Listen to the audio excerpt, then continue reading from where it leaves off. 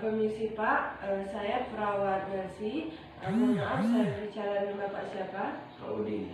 Di sini saya akan melakukan pemeriksaan visus, di mana pemeriksaan ini yaitu pemeriksaan ketajaman penglihatan Bapak. Di sini tes visus ini bertujuan untuk melihat seberapa kemampuan ketajaman penglihatan mata Bapak. Di sini dalam melakukan pemeriksaan visus saya menggunakan alat yaitu scalenker, di mana penggunaan alat ini digunakan pada jarak 6 sampai dengan 5 meter. Namun karena ruangannya kurang memadai, jadi saya menggunakan alat bantu cermin, Pak. Di sini ada timbal balik antara cermin dengan alat scalenker, jadi jaraknya itu mencapai 6 sampai dengan 5 meter.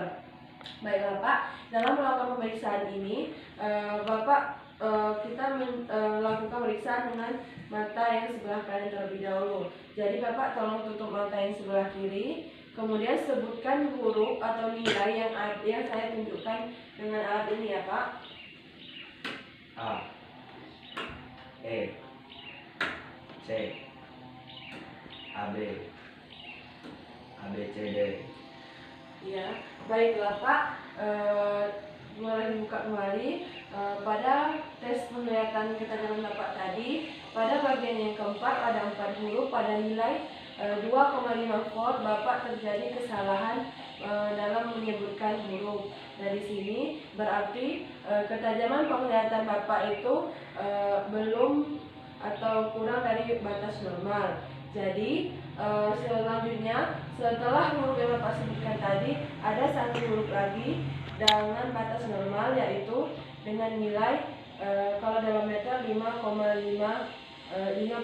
kalau dalam volt yaitu 20/20 volt ya Pak. Selanjutnya apabila Bapak tidak bisa melihat huruf dari awal nilai, maka akan kita lanjutkan dengan pemeriksaan menggunakan jari ya Pak. Di sini bisa dilakukan dengan jarak step 1 meter per 1 meter atau 2 meter per 2 meter. Yang pertama, Bapak tolong lihat ke depan, tutup matanya sebelah kiri, ya. Tolong di sini menggunakan teknik jari, yaitu saya akan menunjukkan berapa jari saya. Tolong Bapak sebutkan dengan melihat mata sebelah kanan dengan mata yang kiri ditutup ya Pak. Ini 4. Baiklah Pak, dibuka kembali. Bapak tadi melakukan pemeriksaan dengan benar. Selanjutnya, apabila Bapak tidak bisa menyebutkan angka dengan melakukan pemeriksaan teknik jari, kita bisa melakukan pemeriksaan. Selanjutnya, saya akan melakukan pemeriksaan ketajaman mata Bapak, yaitu dalam gerakan tangan. Di sini, tolong Bapak tutup mata yang sebelah kiri dengan melihat saya ke depan. Saya akan menggerakkan tangan saya. Tolong Bapak sebutkan gerakan tangan saya kemana? Kiri, kanan, Ini kemana Pak? bawah, atas, bawah. Nah, baiklah Pak. Tadi Bapak bisa menyebutkan dengan baik arah gerak mata Bapak. Jadi dengan nilai ketajaman penglihatan Bapak dapat dikatakan baik, yaitu dengan nilai 1/300. Baiklah Pak, selanjutnya saya akan melakukan pemeriksaan visus menggunakan fanlight, di mana menggunakan fanlight ini saya akan mengarahkan cahaya kepada Bapak, kemudian Bapak harus mengatakan dari mana arah cahaya tersebut. Apabila contohnya Pak, coba tutup mata yang sebelah kiri dengan tangan kiri ya.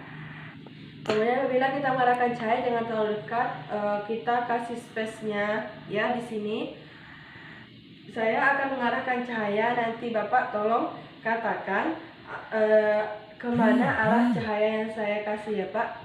Lurus ke depan ya, tutup matanya sebelah kiri. Sini cahaya dari mana Pak? Depan, Sini Pak. samping kiri, Sini Pak. samping kanan, Sini Pak. atas, Sebelah sini Pak. bawah. Baiklah Pak, turunkan kembali tangannya. Baiklah Pak, apabila Bapak bisa mengatakan semua arah cahaya yang saya peragakan tadi, maka bisa dikatakan bahwa tajam penglihatan Bapak yaitu 1 per tak hingga proyeksi baik. Namun apabila Bapak di salah satu ataupun dua tidak bisa menyebutkan arah gambar cahaya dengan benar. Misalnya saya mengarahkan cahaya dari bawah, kemudian Bapak menyebutkan arah cahaya tersebut dari atas, maka dapat dinyatakan kepada pasien visus penglihatan Bapak yaitu 1. Tak hingga proyeksi salah di bagian bawah ataupun interior. Selanjutnya saya akan melakukan visus pada sensibilitas mata Bapak.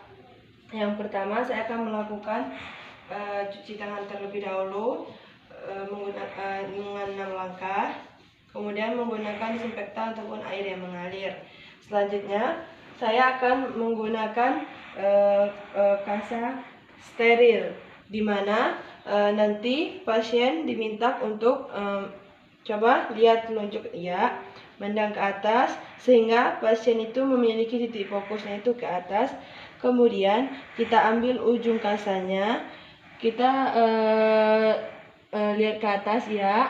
Kemudian kita taruh di tengah-tengah kornea ya. Nah, di situ kita melihat bahwa pasien melakukan kedip. Jadi pasien telah melakukan sensibilitas visusnya itu normal. Kemudian kita lanjutkan dengan mata yang sebelah kiri ya. Lihat ini ya. Taruh. Nah, di sini kita lihat Bapak, saya akan melakukan visus yaitu eversi kelopak mata. Di mana saya akan mencoba untuk membalik kelopak mata Bapak dengan bantuan cahaya dari senter karena kita tidak menggunakan fan light ya Pak. Di sini coba Bapak ya, matanya ditutup. Saya akan mencoba untuk membalikkan ya. Ini terasa susah karena ada rasa sedikit licin kemudian sakit. Di sini ya kita perhatikan apakah ada membran dan hiperesis. Kemudian kita tutup kembali lalu kita usap. Pasti akan dirasakan sedikit nyeri ya Pak. Selanjutnya kita lakukan juga pada mata yang sebelah kanan menggunakan tangan yang sebelah kiri. Kita coba untuk ya. Di sini tidak terlalu susah dengan mata yang sebelah kiri. Kita perhatikan dari pupil ke retina, kemudian ke seluruh bagian mata ya. Apakah ada membran ataupun hipoteris. Setelah itu kita tutup kembali kelopak mata, kemudian kita usap. Kita lihat sendiri bahwa ada reaksi kesulitan pada mata yang sebelah kiri dibandingkan dengan mata yang sebelah kanan. Nah, selanjutnya Pak, saya akan melakukan pemeriksaan pundoskopi, di mana pemeriksaan pundoskopi ini bertujuan untuk mengetahui apakah ada kelainan pada bagian dalam bola mata Bapak ataupun pada bagian posterior mata Bapak. Kemudian dalam menggunakan pundoskopi ini tidak diperkenankan dilakukan pada mata yang infeksi. Jadi pemeriksaan pundoskopi ini dilakukan pada mata yang non infeksi. Di mana sebelum melakukan pemeriksaan saya akan menghidupkan cara menghidupkan pundoskopi, yaitu ada di sini caranya. Kemudian nanti keluar cahaya ya. Di sini juga ada itu kan nilai cahayanya berapa. Ya, selanjutnya sebelum kita melakukan, apabila kita melakukan pundoskopi pada bagian kanan, maka kita harus berada di sisi sebelah kanan pasien. Apabila kita melakukan pundoskopi di bagian kiri, maka kita harus berdiri di posisi sebelah kiri pasien. Yang pertama, saya akan melakukan pundoskopi di bagian mata yang sebelah kanan. Jadi saya berdiri di samping kanan dari pasien dan saya akan mencoba untuk melihat matanya. Pasien coba memandang lurus ke depan ya. Di sini kita akan melihat seluruh pupil kornea, kemudian di seluruh retina. Selanjutnya coba Bapak lihat arah cahaya ya. Selanjutnya saya akan melakukan pundoskopi pada mata yang sebelah kiri. Sama seperti yang sebelah kanan, saya akan melihat kornea, kemudian Bapak tolong lurus ke depan pandangannya ke seluruh retina dan bagian mata. Kemudian pasien diarahkan untuk melihat arah refleks cahaya ya. Dalam pemeriksaan fundoskopi ini dapat dinilai Pak bahwa pada lensa mata Bapak perbandingan antara arteri dan vena yang normal itu 2:3. Kemudian apabila pasien diminta untuk melihat arah cahaya, maka yang akan dinilai adalah mokula, di mana keadaan mokula yang normal itu Pak dapat dilihat yaitu mempunyai refleks di popeanya ada pantulan cahaya. Baiklah Pak, itulah pemeriksaan visus yaitu pemeriksaan tentang ketajaman penglihatan Bapak telah kita lakukan dari awal sampai akhir. Saya ucapkan terima kasih Pak. Selanjutnya saya akan melakukan pemeriksaan ketajaman mata Bapak yaitu dalam gerakan tangan. Di sini tolong Bapak tutup mata yang di sebelah kiri dengan melihat saya ke depan. Saya akan menggerakkan tangan saya. Tolong Bapak sebutkan gerakan tangan saya kemana? Kiri, kanan, Ini kemana Pak? bawah, atas, bawah. Nah, baiklah Pak, tadi Bapak bisa menyebutkan dengan baik arah gerak mata Bapak. Jadi dengan nilai ketajaman penglihatan Bapak dapat dikatakan baik yaitu dengan nilai 1/300. Selanjutnya saya akan melakukan visus pada sensibilitas mata Bapak. Yang pertama saya akan melakukan cuci tangan terlebih dahulu menggunakan dengan 6 langkah, kemudian menggunakan disinfektan ataupun air yang mengalir. Selanjutnya saya akan menggunakan kasa steril, di mana nanti pasien diminta untuk coba lihat telunjuk ya, mandang ke atas sehingga pasien itu memiliki titik fokusnya itu ke atas. Kemudian kita ambil ujung kasanya, kita lihat ke atas ya. Kemudian kita taruh di tengah-tengah kornea ya. Nah, di situ kita melihat bahwa pasien melakukan kedip. Jadi pasien telah melakukan sensibilitas visusnya itu normal. Kemudian kita lanjutkan dengan mata yang sebelah kiri ya. Lihat ini ya. Taruh. Nah, di sini kita lihat bahwa ada perbedaan antara sensibilitas mata yang sebelah kanan dan sebelah kiri. Kemudian setelah itu kita bisa menilai mata yang sebelah kiri lebih baik sensibilitas visus sensibilitas matanya dibandingkan dengan yang sebelah kiri. Kita lihat sendiri bahwa ada reaksi kesulitan pada mata yang sebelah kiri dibandingkan dengan mata yang sebelah kanan. Nah, selanjutnya Pak, saya akan melakukan pemeriksaan fundoskopi, di mana pemeriksaan fundoskopi ini bertujuan untuk mengetahui apakah ada kelainan pada bagian dalam bola mata Bapak ataupun pada bagian posterior mata Bapak. Kemudian dalam menggunakan fundoskopi ini tidak diperkenankan dilakukan pada mata yang infeksi. Jadi pemeriksaan fundoskopi ini dilakukan pada mata yang non-infeksi.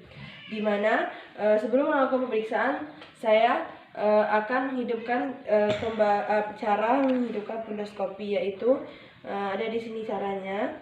Kemudian nanti keluar cahaya ya. Di sini juga ada itu kan nilai cahayanya berapa. Ya, selanjutnya sebelum kita melakukan, apabila kita melakukan fundoskopi pada bagian kanan, maka kita harus berada di sisi sebelah kanan pasien. Apabila kita melakukan fundoskopi di bagian kiri, maka kita harus berdiri di posisi sebelah kiri pasien. Yang pertama, saya akan melakukan fundoskopi di bagian mata yang sebelah kanan. Jadi saya berdiri di samping kanan dari pasien dan saya akan mencoba untuk melihat matanya. Pasien coba memandang lurus ke depan ya. Di sini kita akan melihat seluruh pupil kornea, kemudian di seluruh retina. Selanjutnya coba Bapak lihat arah cahaya ya. Selanjutnya saya akan melakukan fundoskopi pada mata yang sebelah kiri. Sama seperti yang sebelah kanan, saya akan melihat kornea, kemudian Bapak tolong lurus ke depan pandangannya. ke seluruh retina dan bagian mata. Kemudian pasien diarahkan untuk melihat arah refleks cahaya. Ya. Dalam pemeriksaan fundoskopi ini dapat dinilai Pak bahwa pada lensa mata Bapak perbandingan antara arteri dan vena yang normal itu 2:3. Kemudian apabila pasien diminta untuk melihat arah cahaya, maka yang akan dinilai adalah makula, di mana keadaan makula yang normal itu Pak dapat dilihat yaitu mempunyai refleks di popeanya ada pantulan cahaya. Baiklah Pak, itulah pemeriksaan visus, yaitu pemeriksaan tentang ketajaman penglihatan Bapak telah kita lakukan dari awal sampai akhir. Saya ucapkan terima kasih Pak.